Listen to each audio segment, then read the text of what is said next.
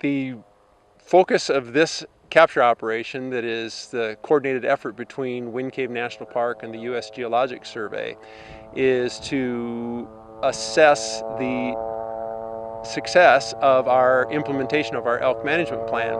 So we'll be radio collaring 36 elk today, and those collars will function for the next 2 years.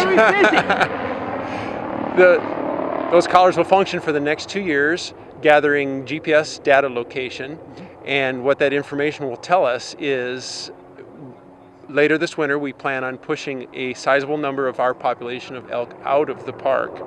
And so hopefully quite a number of collars will go with them, and that these collars will help us follow those animals as far as where they go, especially when they discover that they cannot return to the park.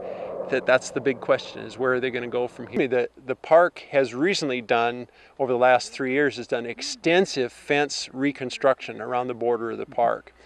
The elk used to rather freely move in and out of the park, but now with the reconstruction of that fence, they only go in and out when our elk jump gates are open. Okay. And so now, the last 2 years, we've been controlling their movements in an attempt to close sizable numbers of elk out of the park. Unfortunately, not enough of them have been going out when we've been closing the gates. So later this winter, we're going to do a concerted effort, cooperative effort between Custer State Park, South Dakota Game Fish and Parks, and ourselves to push elk out of the park, and specifically into Custer State Park and out into the surrounding National Forest lands. And some of those could be the collared ones too, right? Absolutely. So you don't care where these elk are, you just want to find them. We are hoping that there will be a sizable portion of those collared elk will go out with that push of animals. The main focus is that once we've made the push of animals out of the park and we close those gates, when those elk discover that they cannot return to the park, where are they going to go? And are they going to establish new home ranges someplace, or are they just going to camp right outside the park fence?